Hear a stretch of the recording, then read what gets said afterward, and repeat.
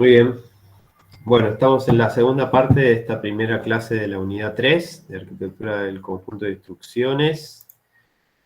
Voy a volver a compartir la presentación y vamos a arrancar con esto que yo les mencionaba como la clasificación de las computadoras. Vamos por acá.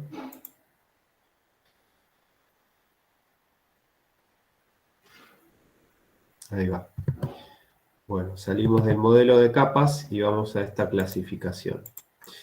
A ver, les decía, la clasificación esta toma como criterio el poder de cálculo o la potencia, por así decirlo, de procesamiento de una computadora, ¿no? Y la primera agrupación que podemos hacer con este criterio es lo que se conoce como el mundo o el ecosistema de las supercomputadoras, ¿no? ¿Qué es una supercomputadora? Bueno, son computadoras extremadamente rápidas que se utilizan para usos muy específicos. Vamos a ver que en realidad son cientos o miles de computadoras en sí mismas interconectadas para generar un propósito común. O sea, conceptualmente son una única computadora, pero si se fijan dentro de ella hay muchas computadoras interconectadas. Ahora vamos a ver algunos ejemplos. Y se utilizan para, como dice ahí, para usos súper específicos, ¿no? Y son máquinas únicas, no son máquinas comerciales que se compran por ahí. Algunos de los usos son para resolver problemas complejos desde la ciencia, ¿no? Por ejemplo, simulaciones, cuando fue esto del COVID, ahí Mauro pregunta, ¿un mainframe es una supercomputadora? No, un mainframe está en una categoría inferior, que vamos a ver después, que son las macrocomputadoras. Una supercomputadora es muchísimo más poderosa que un mainframe. Por ejemplo, cuando fue lo del COVID, se utilizaron supercomputadoras que están disponibles normalmente en universidades o en algún organismo gubernamental. No son, ya les digo, computadoras que se comercialicen. Bueno, quizás algún privado pueda adquirir o construir una supercomputadora puntual para algo específico, pero bueno, en este ejemplo que les digo, se usaron supercomputadoras para hacer todas las simulaciones de los medicamentos o de los remedios o de las vacunas que después se comercializaron o se crearon para combatir el virus del COVID-19, ¿no? Por ejemplo, ¿no?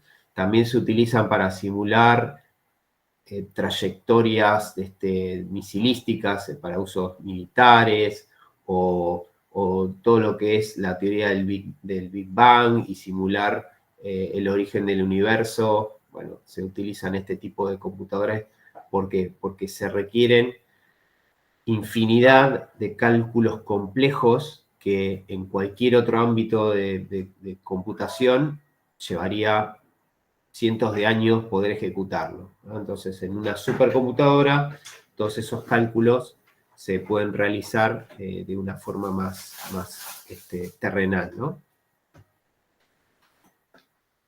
Ejemplos existentes en el mercado.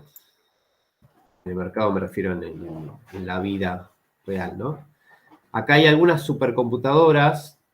En particular, las supercomputadoras están rankeadas. Hay un ranking mundial de supercomputadoras.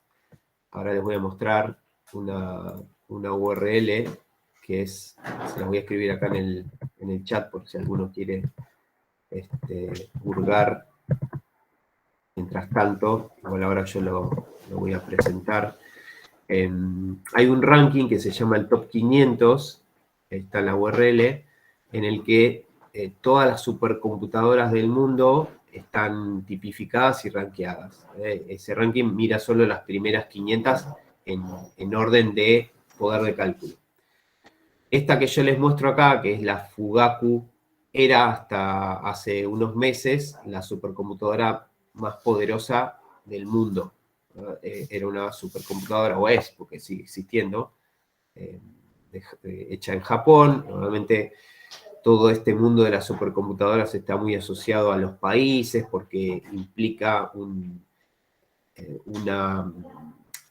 cuestión de poderío, o sea, el poder computacional abre las fronteras del poder, del dominio, en fin, tiene que ver mucho con el futuro tecnológico de un país, y van a ver que en ese ranking está claramente identificado cuál es el país en donde se vive, digamos, esa supercomputadora. Y acá lo que pueden ver son algunas de las características tecnológicas de esta máquina, ¿no? El primer dato que tienen ahí es la velocidad de procesamiento de estas máquinas. ¿En qué se mide? En flops. ¿Qué significa flops? Ahí lo voy a escribir en el chat. Significa floating point operations per second. Es decir, operaciones de punto flotante por segundo. ¿Por qué la velocidad de este tipo de computadoras se mide en estas unidades? Porque en general el tipo de cálculos que hacen, estas simulaciones, todo lo que construyen, son miles de millones de cálculos de punto flotante, ¿no? O sea, es aritmética de ese tipo de punto flotante, como la que vimos en la unidad 1, que los procesadores estos constantemente están ejecutando. Entonces, por eso se mide en esta unidad, ¿no? Un petaflop, esperen que siempre me guío con la escala. ¿Dónde está acá? Un petaflop es la unidad que le sigue a los tera, ¿no? O sea, un petaflop son 1000 teraflops y un teraflop son 1000 gigaflops, ¿no? O sea, la correlación que pueden tener cuando usan estos prefijos en la memoria, bueno, también se utiliza acá, ¿no? Bueno, ahí Cristian aporta, bueno, es uno con muchísimos ceros de unidades, ¿no? Esta máquina en particular puede procesar 442 petaflops, ¿no? O sea, 442 miles de millones de instrucciones de punto flotante por segundo. El segundo dato que les da el ranking la especificación de la máquina, es la cantidad de núcleos que tienen los procesadores. O sea, en total, ¿no? La máquina tiene 7,6 millones de núcleos. Y entre paréntesis figura cuál es el procesador base. O sea, lo que tiene es miles de procesadores de este estilo. Son los Fujitsu, bueno, A64, FX, bla, bla, bla. Y ahí les dice la velocidad base de un procesador de esos, ¿no? O sea, esta máquina tiene miles de procesadores y en total 7,6 núcleos, millones de núcleos, ¿no? Para que tengan una correlación, un procesador, no sé, Intel Core i7 de los modernos tiene 8 núcleos, ¿no? Imagínense cuántos procesadores necesitan para tener 7,6 millones de núcleos.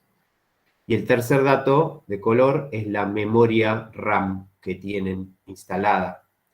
En este caso son 5000 terabytes, ¿no?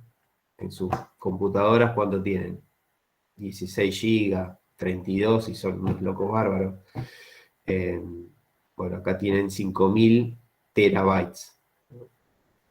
Para que tengan una idea de lo que estamos hablando. Y este dibujito que está acá es una imagen, ¿no? Tiene algún tuneo para que parezca más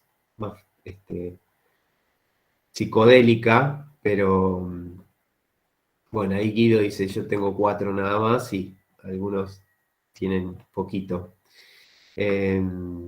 Bueno, esto que ven acá es una imagen real de esta máquina, ¿no? Cómo estructuralmente van a visualizar una supercomputadora como como una serie de filas, de racks. Cada una de estas cajas que ven acá son racks, y acá dentro es donde tienen las cientos de computadoras interconectadas, ¿no? Y lo ven como pasillos, ¿ven? Rack tras rack tras rack. Bueno, hay, no sé, decenas de pasillos con decenas de racks cada uno. De esta manera verían físicamente una supercomputadora en un ámbito real. ¿Está bien? Hoy la supercomputadora más rápida que supera a esta Fugaku es una supercomputadora que se llama Frontier. Es de Estados Unidos, en esto que le digo de la escalada de tecnología que compiten los países. Esa supercomputadora hoy tiene 8 millones, 8,7 millones de núcleos, tiene una velocidad de 1102 petaflops, o sea, es más del doble de esta máquina, y tiene, a ver si tengo acá el dato de color de la memoria.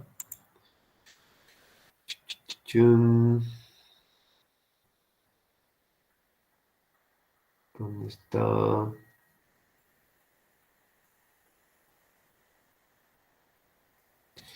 Bueno, no estoy encontrando dónde tiene. No sé por qué ahora no lo... Antes lo encontraba en el ranking fácil, ahora no estoy viendo cuánta memoria tiene. Núcleos. Velocidad. Bueno, nada, no sé por qué no están identificando ahora fácilmente la memoria instalada. Pero ahora les muestro el ranking y van a ver lo que les digo. Primero les muestro el resto de las supercomputadoras y después voy al ranking ese. Bueno, acá tienen después algunas otras que están por debajo en el ranking. Esta Summit era la supercomputadora hasta hace un par de años de Estados Unidos, y bueno, tienen las características, qué tipo de procesadores tienen y la memoria instalada. Si se fijan, la topología, si quieren, la forma de distribuir es igual, son estos pasillos con racks todos uniditos, y acá tienen otros ejemplos, la Sierra también de Estados Unidos, ¿ven? Todas siguen la misma lógica. Acá, para hacer un poco de revisionismo histórico, como dato de color, hace unos cuantos años, en el año 96, había algunas supercomputadoras mucho más rudimentarias. Pero ¿por qué les traigo esta? Porque, bueno, fue una supercomputadora que IBM hizo más, si quieren, popular, porque la creó específicamente para jugar al ajedrez, ¿no? En ese momento fue todo un revuelo, porque esta supercomputadora compitió contra ajedrecistas humanos, que eran grandes maestros de esa época, un Garry Kasparov o Karpov, era el otro que en esa época eran muy conocidos, y se la identificó como la primer máquina que venció a un gran maestro en una serie de partidas, ¿no? Y bueno, hubo mucha controversia porque ¿no? Estos ajedrecistas se quejaban de que la supercomputadora había hecho como trampa por la forma en que jugaba y demás. Pero bueno, nada, como dato de color tienen estos ejemplos. En la Argentina hay supercomputadoras mucho más modestas que las que vimos antes.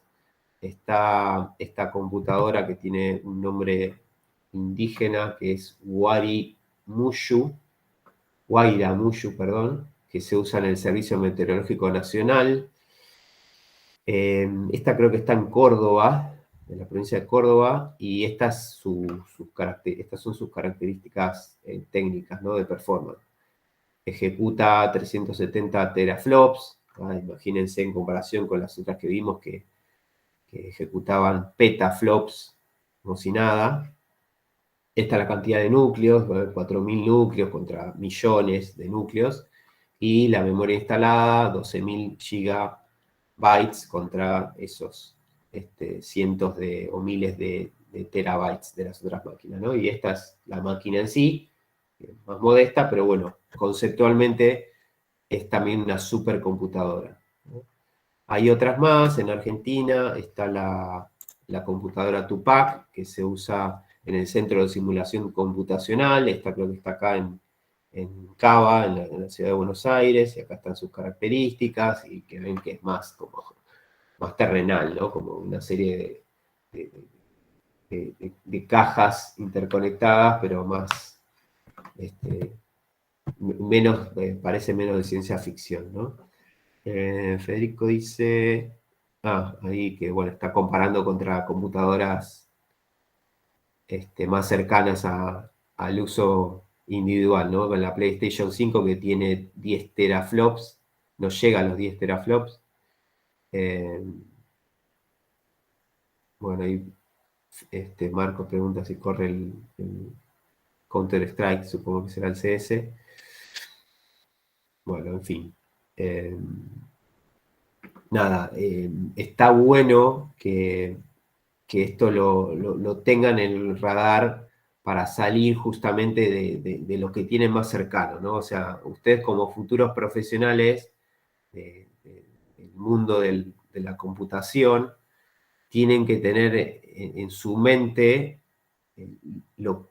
con lo que se pueden llegar a topar más allá de trabajar con una notebook o una PC o incluso un servidor, ¿no? O sea, difícilmente, y lo digo con total sinceridad, alguno de nosotros tenga la oportunidad de trabajar algún día con una supercomputadora. Siempre digo lo mismo, si alguno se topa en su vida profesional con alguna de estas cosas y tiene ganas de compartirlo, estaremos siempre abiertos a que nos escriben y nos digan, che, después de años me topé con algo de esto y es verdad, y toqué una supercomputadora y no es ciencia ficción, pero nada, no tenemos tanta cercanía con este tipo de computadoras, pero bueno, existen en el mundo y son las más poderosas del planeta. Bien, saco por un momento esto y les muestro la pestañita de el top 40, el top 500 para que lo vean. Esta es la página web que les digo. Si se fijan acá, tienen la lista del top 500 y tipificada por año. ¿Ven? Desde el año 2013 se arma este ranking. El último ranking es de junio de este año. Y si van acá abajo, bueno, están las máquinas. Vieron que yo les hablé de Fugaku, les hablé de Summit y de Sierra. En este ranking actualizado apareció la Frontier, que es la más poderosa hoy en día, y se metió en el medio del ranking la Lumi, que es de Finlandia, que está como en el medio. ¿Okay? Y acá si alguien tiene ganas de chusmear, tienen como estadísticas, pueden ver, por ejemplo, por el fabricante, por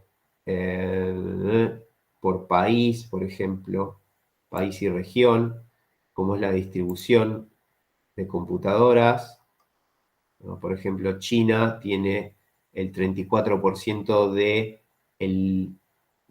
las 500, o sea, de todo el ranking de las 500 computadoras más poderosas del mundo, el 34% viven en China o son fabricadas en China, el 25% de Estados Unidos y así les muestro, ¿no? También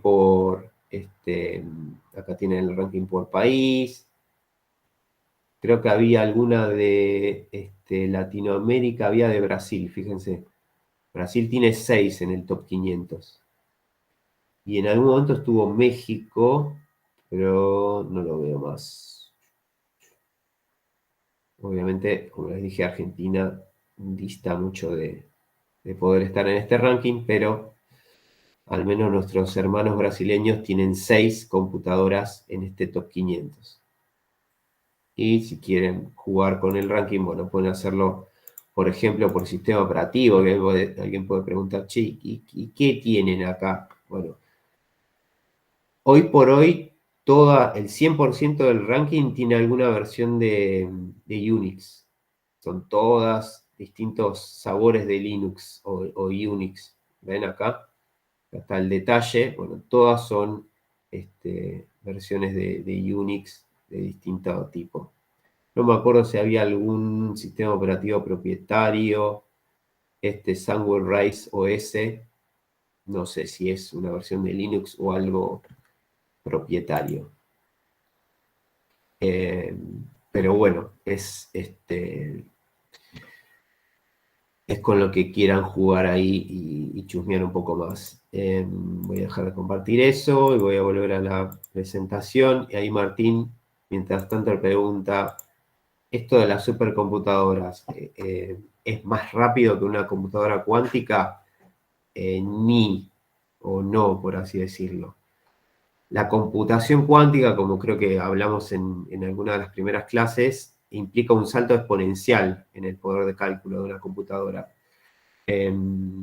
La verdad que no tengo datos concretos como para hacerles una correlación, pero el potencial de la computación cuántica claramente supera con creces el poder de cálculo de una supercomputadora. Lo que pasa que hoy sigue siendo más potencial que terrenal y real. Si bien hay implementaciones concretas, con cierta estabilidad, por así decirlo, no hay una computación eh, productiva o usable en el mundo cuántico. Está IBM con sus prototipos o con sus cosas, está Google haciendo su trabajo y algún que otro empresa más, pero todavía sigue siendo muy experimental e inestable, ¿no?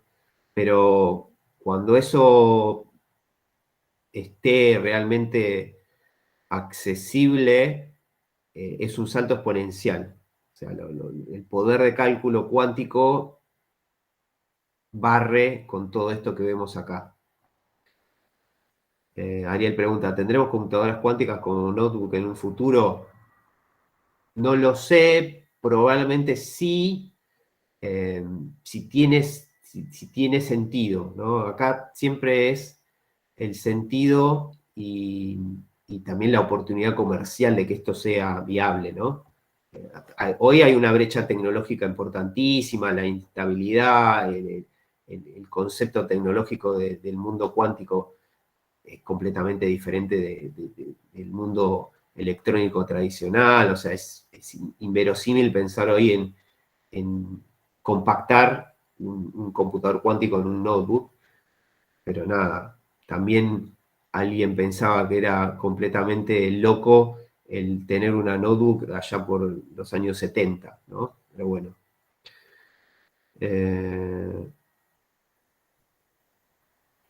Sí, ahí Guido dice, ¿no? Antes con menos de 1 GB de RAM mandaron a alguien al espacio, ¿no? Claramente, o sea, nada, es hacer futurología, pero yo creo que en algún momento, como todo, la realidad superará a la ficción, ¿no? Bien, vuelvo un poco con el ranking para que veamos el resto del mundo ya un poco más terrenal, ¿no? Saliendo del mundo de las supercomputadoras, el primer eslabón comercial, si quieren, es el de las macrocomputadoras o mainframes. Y ahí creo que era, quien había sido Mauro, que había preguntado, ¿un mainframe es una supercomputadora? No, el mainframe es un nicho de mercado o un agrupador de poder de cálculo en sí mismo. Para que tengan una idea, el concepto de mainframe nació allá por los años 60, IBM fue uno de los o es hoy en día el máximo exponente en este nicho de mercado. Hubo otros fabricantes como Burroughs que en su momento competían. Y está pensado para la computación masiva en grandes empresas, ¿no? Y hablamos de uno, dos, o como mucho, no sé, tres, cuatro mainframes en empresas gigantes, ¿no? En grandes corporaciones u organismos de gobierno. En la Argentina, hasta no hace mucho, sé que había más de una empresa que tenía un mainframe, digo, después le perdí el rastro, pero he trabajado profesionalmente en la FIP, en realidad cuando era la DGI, estamos hablando siglo pasado, en el año 96, trabajé para la FIP y había un mainframe ahí. Bueno, como ya les dije, creo que en algún momento nuestra facultad tenía un mainframe, un System 360 que estuvo vivo hasta el año 2000. Yo tuve la suerte también de trabajar para el Banco Santander Río, que tampoco se llamaba así, antes del año 2000, y tenía un mainframe. En Banco Galicia tenía mainframe. Telefónica tiene un mainframe, o tenía hasta hace unos años un mainframe que estaba intentando apagar. Y nada, eso es lo que yo conozco, pero en el país seguro que hay más de una empresa u organismo que ha tenido o tiene mainframes, ya les digo, uno o dos si quieren. Son máquinas que cuestan o costaban en su momento millones de dólares y están pensados como para centralizar el poder de cálculo de ese organismo, ¿no? No sé, por ejemplo, en los bancos centralizaban toda la información bancaria estructural de sus clientes, ¿no? Las cuentas, todos los procesos de cobranzas de comisiones, digamos, todo el movimiento de transacciones de las cuentas, en fin, ese tipo de cosas, ¿no? En la FIP centralizaban todas las transacciones de los cientos de impuestos y de cargas tributarias que, que se gestionan ahí, en fin. Imagínense una computadora que centraliza todo eso y en la cual se interconectan a su vez otras redes de computadoras, cientos de individuos, de personas que se conectan a ese mainframe para interactuar, no sé, en un banco. Cuando ustedes van a un cajero automático, usan en realidad una terminal boba que puede estar corriendo Windows si quieren, y esa terminal se conecta, si el banco usa un mainframe, se conecta con ese mainframe para ejecutar esas transacciones, ¿no? Ustedes sacan plata de su cuenta, bueno, impacta la transacción desde la terminal del cajero en la cuenta real que vive, no sé, en algún repositorio dentro de ese mainframe, ¿no? En algún almacenamiento dentro de ese mainframe. Algunos ejemplos de esas máquinas reales. Bueno, hoy por hoy, como ya les dije, este nicho de mercado lo lidera o lo concentra IBM. El último mainframe, uno de los últimos mainframes de IBM es el Z15, que está acá dibujadito. Dibujadito, esto es una imagen real. Imagínense que una persona parada está por acá, ¿no? Esto es un único computador que tiene acá adentro, bueno, decenas de procesadores. Fíjense que este Z15 tiene 192 núcleos acá adentro, puede almacenar hasta 40 teras de memoria, o sea, puede tener una RAM de hasta 40 teras. En fin, son computadoras súper poderosas, pero que están lejísimos de compararse con una supercomputadora, ¿no? Bien, hasta acá díganme si tienen dudas o algo y me frenan, si no avanzo en la clasificación. No, todo perfecto. Bueno, ¿qué sigue? Lo que sigue son lo que se denominan mini computadoras, que de mini no tienen nada, pero en esta clasificación se quedaron con ese nombre, que es todo el ecosistema muy difuso y amplio de servidores, ¿no? El mainframe en sí es como un gran servidor, ¿no? Servidor de datos, de aplicaciones, de información. Cuando bajan un nivel en el poder de cálculo, se encuentran con, ya les digo, un rango muy amplio de servidores que son menos potentes que un mainframe, pero que normalmente, como se conectan en red, son soluciones alternativas más baratas para las empresas y organismos que tener un único mainframe que es muy costoso y bueno, están como ahí muy atados a un proveedor como IBM.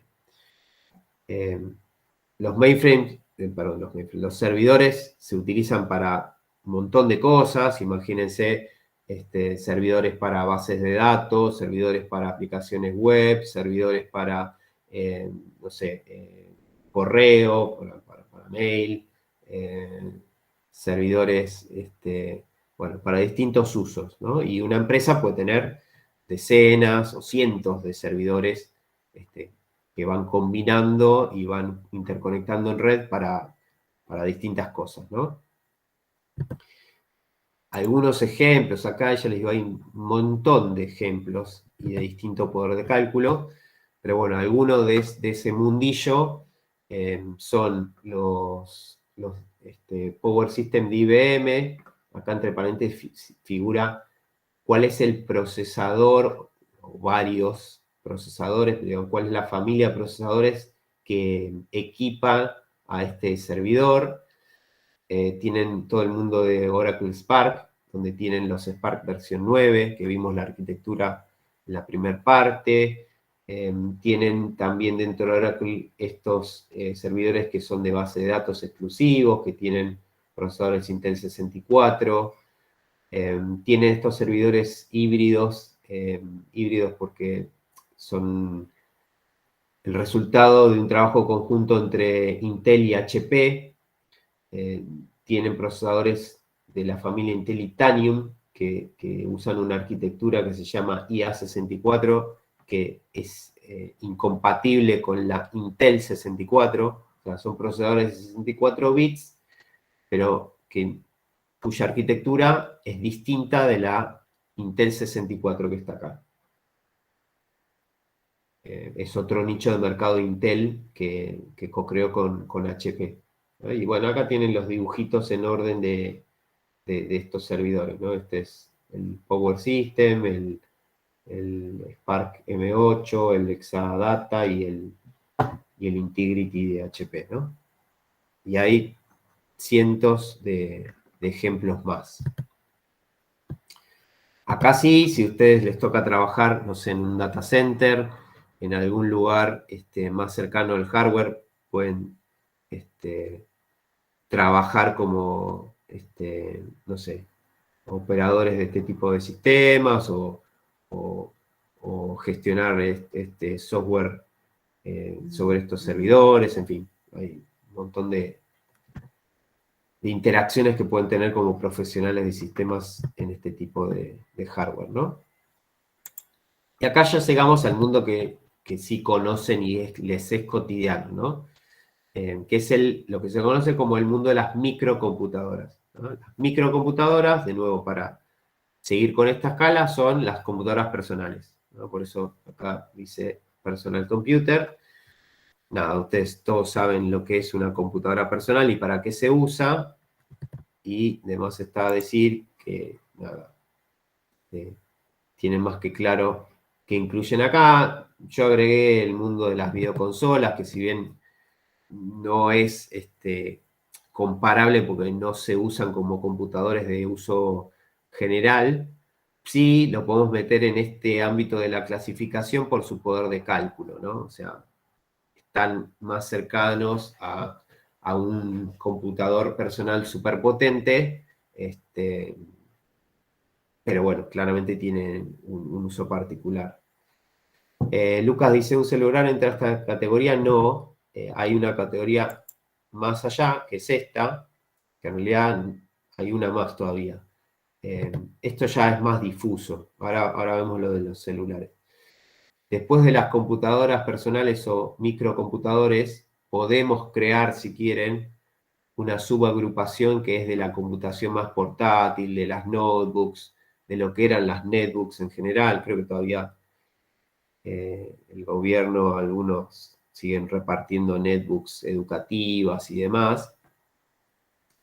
Ya les digo, son computadoras personales, pero que tienen en relación como poder de cálculo en general un poquito menos de prestaciones que una computadora de escritorio, por así decirlo. Pero es ya muy difuso y sutil la diferencia. Bueno, no hace falta decir que es una notebook, todas las conocen. Y ahora sí, a pedido de Lucas, está el nicho o la categoría de lo que llamamos computadoras de mano, ¿no? Y acá, si quieren, está todo el ecosistema de computadores individuales, pero más portátiles desde la palma de la mano, ¿no?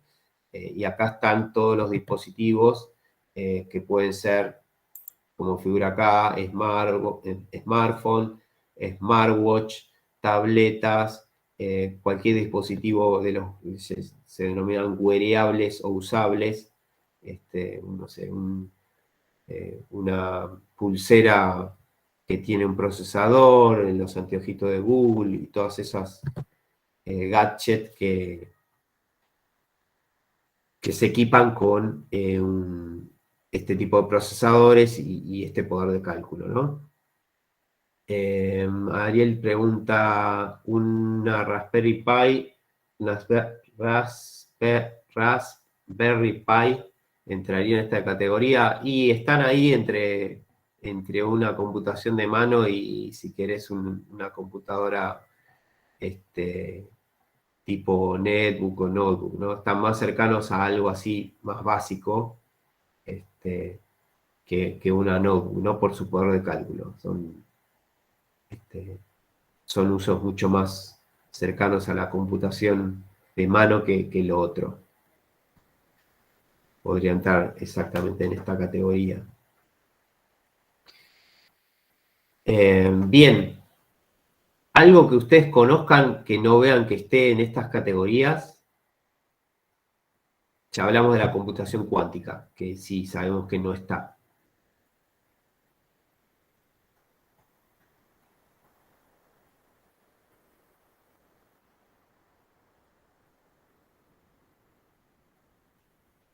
Guido dice, pero hay computadoras de mano con poder de cálculo superior a las portátiles. Sí, obviamente ahí,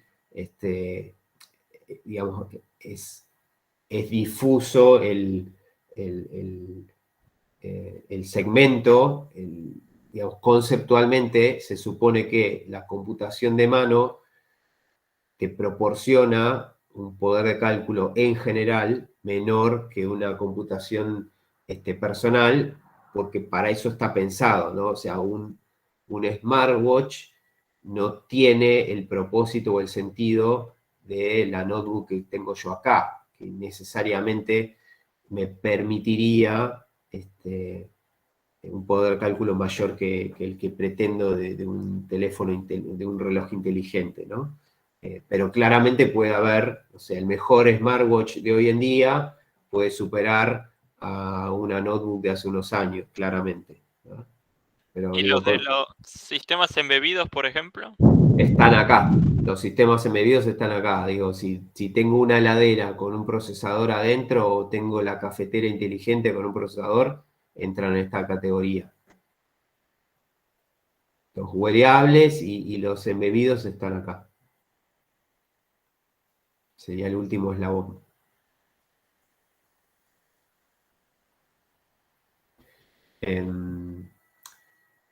Pero bueno, la idea es justamente barrer con todo lo que conceptualmente se pueden llegar a topar para que fácilmente lo clasifiquen. Fíjense que no hay 37 categorías, hay 4 o 5 cosas y todo lo que en algún momento profesionalmente se crucen va a estar acá, ¿no?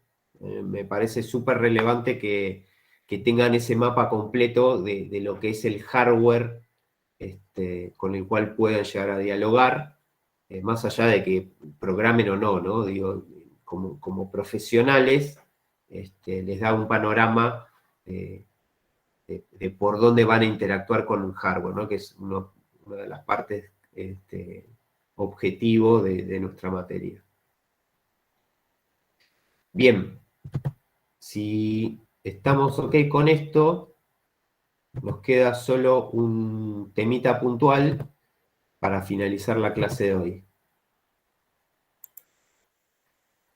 que es compartir con ustedes una alternativa a lo que estuvimos viendo y machacando como arquitectura de von Neumann, ¿no? Si se acuerdan, hicimos mucho foco en que la inmensa mayoría de las computadoras con las que van a trabajar siguen los principios, los fundamentos de la arquitectura de von Neumann. Ahora, ¿la arquitectura von Neumann es la única arquitectura conceptual de computadores en el mundo? No. Hay al menos una más que tiene su nicho de mercado muy particular, que es lo que se denomina arquitectura Harvard. La arquitectura Harvard, como su nombre lo indica, fue ideada, craneada en la Universidad de Harvard, y conceptualmente no es que dista mucho de lo básico que vimos en von Neumann, pero tiene una diferencia trascendental. Si se fijan ahí en estos gráficos, en realidad este es un gráfico simplificado y este es como un ampliado, ¿cuál es la diferencia sustancial que observan respecto a la arquitectura de von Neumann? Hay dos memorias, una para los datos y una para el programa. Exacto, exacto.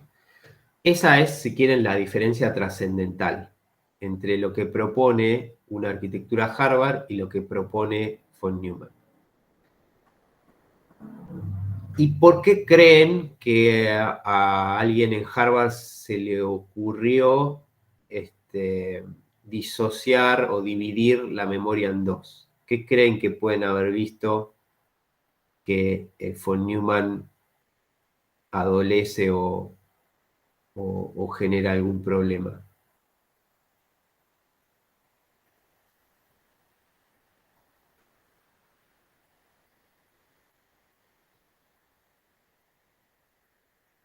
Martín dice, para simplificar cálculos a nivel programación.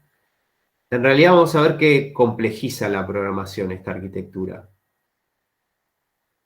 Hay algo que Para tiene... no tener mezclados datos e instrucciones.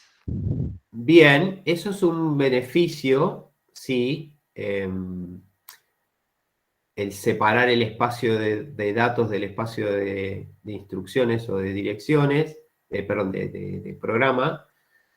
Luca dice, por seguridad, bueno, va un poco por lo que decía Cristian también, si tenés separado el espacio de datos y de programa o de instrucciones, te asegurás que podés gestionar el acceso a tu programa y evitar, por ejemplo, reescrituras involuntarias o maliciosas, podría ser. Y ahí Lucas agrega algo que va también, si quieren, más al hueso, ¿no? Dice, para la paralelidad o para el paralelismo de la carga. Ahí eso que menciona Lucas es, si quieren, la diferencia trascendental por la cual la arquitectura Harvard intentaba superar a von Neumann. Si se acuerdan, en von Neumann había un principio que era el principio de programa almacenado. Y lo que decía es datos e instrucciones, o sea, los programas que usan los datos, deben estar en la misma memoria. O sea, deben estar en memoria y esa memoria tiene que ser la misma. Eso en la teoría, y si se acuerdan el dibujito del Abacus y del Superabacus, genera una imposibilidad, de nuevo desde la teoría, de ejecutar una búsqueda, un fetch de una instrucción, mientras yo quiero hacer una búsqueda de datos en memoria. ¿Por qué? porque el acceso a memoria era único, o sea, hay un único bus de direcciones, y para acceder a una instrucción o un dato, tenía que usar los mismos mecanismos, el RDM, el RM, ¿no? Simplificándolo en lo que vieron en Abacus, ¿no?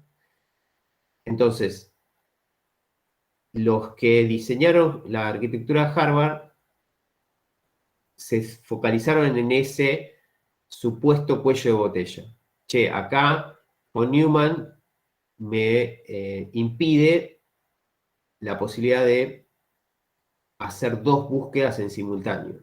Hacer un fetch de una instrucción mientras estoy haciendo el fetch de los operandos, por ejemplo, de la instrucción actual, ¿no? O sea, quiero buscar los operandos de la instrucción actual y en paralelo podría estar ya haciendo la fase de búsqueda de la instrucción que sigue, sin tener que compartir ese mismo bus y el mismo acceso a la información. Por eso es que Harvard plantea esto, ¿no? Divide la memoria en dos, con dos bases independientes. Si se fijan, estas flechitas amarillas dobles serían bases individuales que permiten que el fetch de los datos sea independiente del fetch de las instrucciones. Y acá es lo mismo, ¿no? Básicamente desdoblando el CPU en dos y agregando la unidad aritmética y lógica, perdón, y agregando el componente de entrada-salida para completar el dibujo, ¿no? O sea, acá si se fijan es idéntico a von Neumann, solo que la memoria está dividida, ¿no? Eso, bueno, ahí Lucas dice, ¿eso mejoraría la eficiencia? Supongo, sí. La idea, en la teoría, ya les digo, era que esto mejoraba la performance porque permitía paralelizar estos accesos. Lucas dice como que hace conversiones en tiempo real. Se me ocurre que esos cálculos de misiles que mencionás. No, no es que hace conversiones ni nada en tiempo real. Lo que sucede, Lucas, es que permite a nivel diseño de hardware que las instrucciones puedan buscarse en paralelo a la búsqueda de datos de una instrucción anterior, ¿no? Eso es desde la definición teórica del hardware lo que habilita esta arquitectura.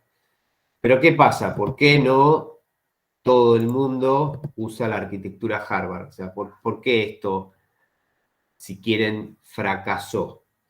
Fracasó comercialmente, ¿no? De nuevo, acá siempre hay un trade-off, o sea, una balanza que se inclina por ciertas cuestiones, ¿no? La arquitectura Harvard, en la teoría, eliminaría ese cuello de botella y permitiría el paralelismo, pero implementar la arquitectura Harvard y programar sobre una arquitectura Harvard es súper complejo, ¿no? Porque lidiar con dos espacios de direcciones diferentes y manejar desde el punto de vista de programación, al margen de lo que es el diseño del hardware en sí, es súper complejo, ¿no? Entonces, como desde la implementación de la arquitectura de von Neumann se encontraron muchísimos mecanismos para evitar o minimizar ese cuello de botella. Algunos de esos mecanismos los vamos a ver en la unidad 5, cuando veamos el procesador como elemento y veamos las técnicas de paralelismo que existen hoy en día.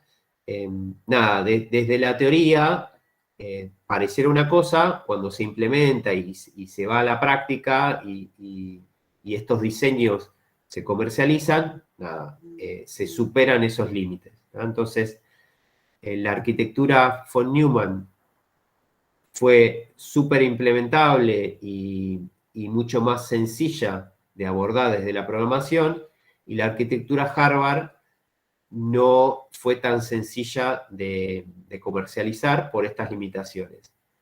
Sin embargo, tiene su nicho de mercado. ¿Cuál es ese nicho de mercado? O sea, ¿por qué alguien usaría un diseño Harvard en sus procesadores? Bueno, acá tienen un ejemplo del por qué y un ejemplo comercial. Hoy por hoy, esta arquitectura se usan algunos microcontroladores, que serían como computadores mucho más específicos y pequeños. Acá habla de microcontroladores PIC, que es como un subconjunto de ese mundo de los microcontroladores. Y en particular en todo lo que es el procesamiento digital de señales, ¿no? Que la sigla en inglés es DSP, Digital Signal Processing. Acá hay un ejemplo de un procesador comercial de Texas Instruments que está construido, acá hay un dibujito del CPU, está construido con esta arquitectura Harvard. ¿Por qué tiene utilidad o saca provecho este procesador de esa arquitectura? Porque, bueno, como su nombre lo indica, es un procesador para procesar señales digitales. ¿Qué significa esto? Que en tiempo real hay un streaming de datos, como dice acá, o sea, hay un flujo de información que este procesador tiene que procesar en tiempo real y transformar. Un procesador digital de señales lo que hace es transformar una señal en tiempo real. ¿Y qué favorece el tener un bus de datos diferente, perdón, un bus de datos, sí, no un bus de datos, perdón, un bus de acceso a memoria de datos distinto de un bus de acceso a memoria de instrucciones? Que el ancho de banda de la memoria es mayor porque está especificado, ¿no? Es exclusivo para una cosa o para otra. Y además ese ancho de banda es predecible, es decir, como yo solo trafico, o el CPU solo trafica, por ejemplo, datos contra esa memoria, todo lo que va ahí es datos. Y ese throughput, o sea, esa velocidad de transferencia es predecible porque no se le mezcla con fetch de instrucciones, ¿no? Si esto lo vuelcan a una arquitectura von Neumann, se intercalarían búsqueda de datos con instrucciones. Entonces, ese ancho de banda exclusivo para el streaming de datos les quedaría mezclado, ¿no?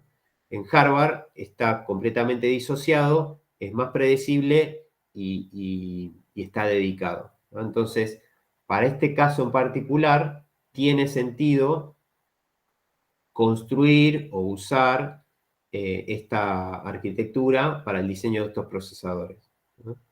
Pero es un nicho muy particular. Y ahí Lucas dice, o sea que es más veloz que la de von Neumann. No podemos hacer una comparación real en la práctica. Si querés desde la teoría, la arquitectura de Harvard debería ser más rápida que la de von Neumann, pero solo desde el papel, desde el diseño, porque al tener bases distintos, tenés la posibilidad esta de paralelizar las búsquedas, pero solo desde el plano teórico. En la vida real, digamos, no hay manera de que pueda hacer una comparación equitativa, ¿no? ¿Por qué? Porque no existen computadores comerciales que compitan con un diseño Harvard en nichos de un diseño von Neumann, ¿no? Cada uno encontró su mundo, su nicho, ¿no? Harvard para estos casos muy puntuales, von Neumann para la inmensa mayoría de todos los casos, ¿no? Y vamos a ver, ya les digo, en la unidad 5, algunas formas de hackear, si quieren, estas limitaciones teóricas del cuello de botella de von Neumann, ¿no? Con un montón de técnicas de paralelismo que en la implementación real hacen que este cuello de botella no genere ningún impacto. ¿Ok? ¿Queda claro cuál es el diferencial de esta arquitectura? ¿Se entiende esto del porqué del beneficio? ¿Me siguieron acá con esta parte? Es fundamental para que entiendan el concepto, ¿no? Guido dice, pero Se en von entiende. Neumann ¿No podríamos hacer una fragmentación de la memoria? Ahí, Guido, ¿a qué te referirías con una fragmentación de la memoria?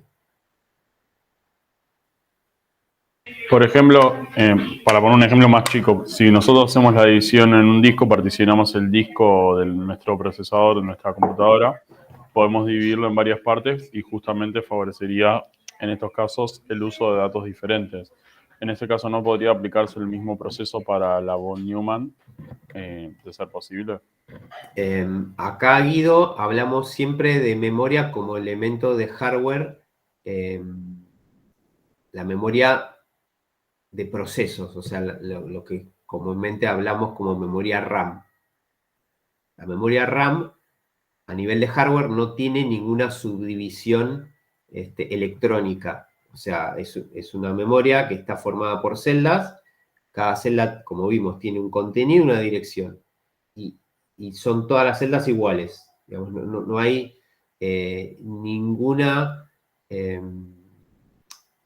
marca ni subdivisión que te limite o que te segmente lo que vos metas ahí adentro. Por eso, digamos, desde el diseño, desde el hardware, no hablas de una subdivisión de esa memoria RAM en datos o instrucciones. Si querés, podrías hacer una subdivisión desde la programación o desde el uso de esa memoria, pero acá estamos en el nivel anterior, es cómo el CPU se conecta con esa memoria. Y a nivel de hardware, si querés, el bus de direcciones en von Neumann es único. Tenés un solo bus que conecta al CPU con la memoria.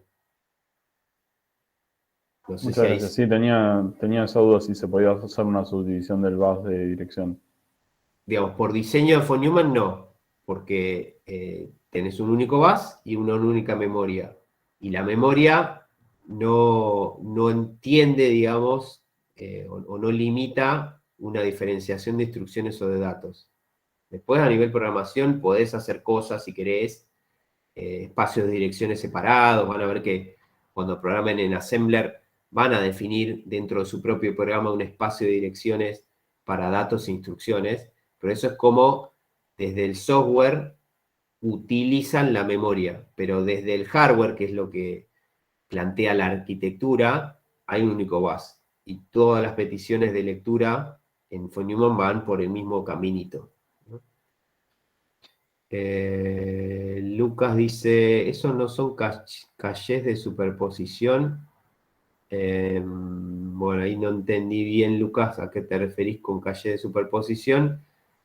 Hay un concepto que es memoria caché, que vamos a ver también más adelante, que entra dentro del ecosistema de memoria, pero no influye en este gráfico simplificado, digamos.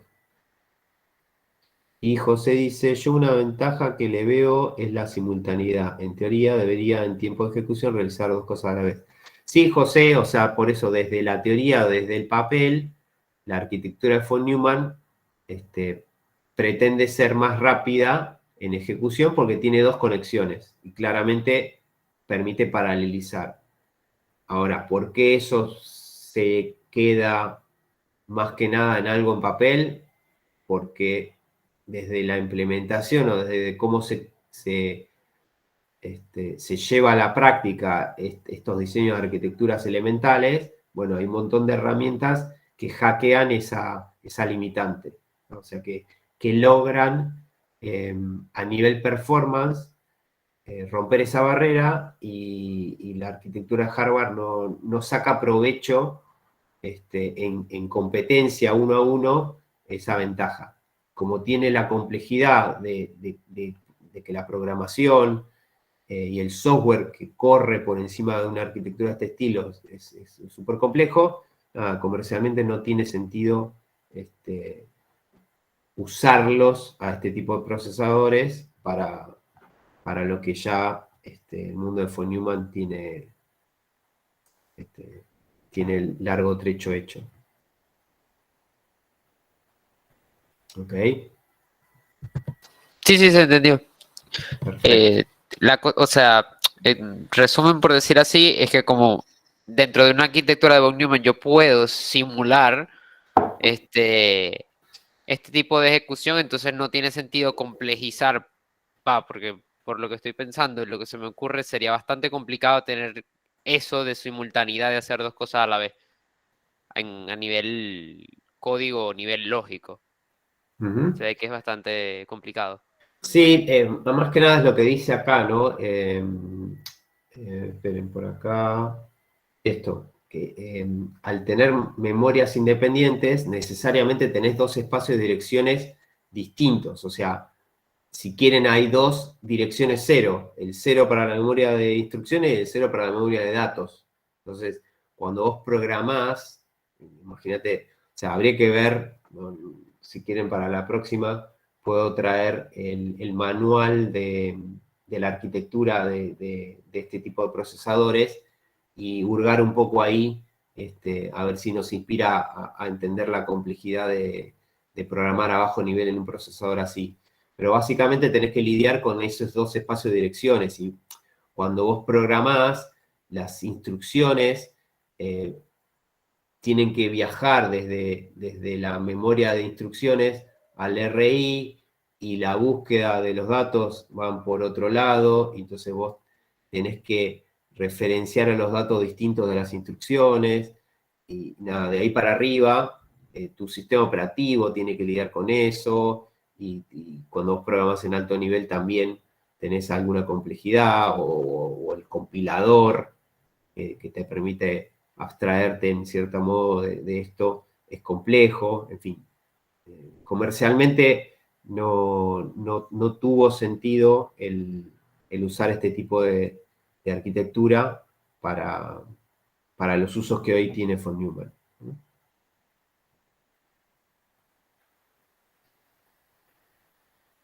Bien. Bueno, ¿alguna otra duda, pregunta de todo lo que vimos hoy?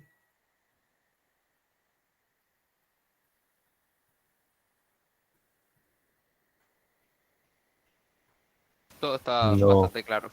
claro, sí. Ok, Todo claro. perfecto.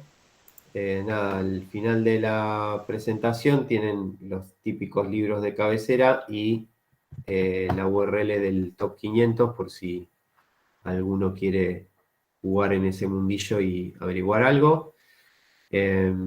Agradecerles la presencia y la atención y el involucramiento. Y nos vemos la próxima clase donde vamos a hacer un zoom de todos estos conceptos y vamos a ver algunos ejemplos para ir desmenuzándolos y anclar todo esto más en profundidad. Perfecto, profe. Muy bien, Muchas gracias gracias. y buenas noches. Buenas noches. Muchas gracias por la clase. Hasta luego. Buenas noches. Buenas noches. Hasta luego, gracias. Profe.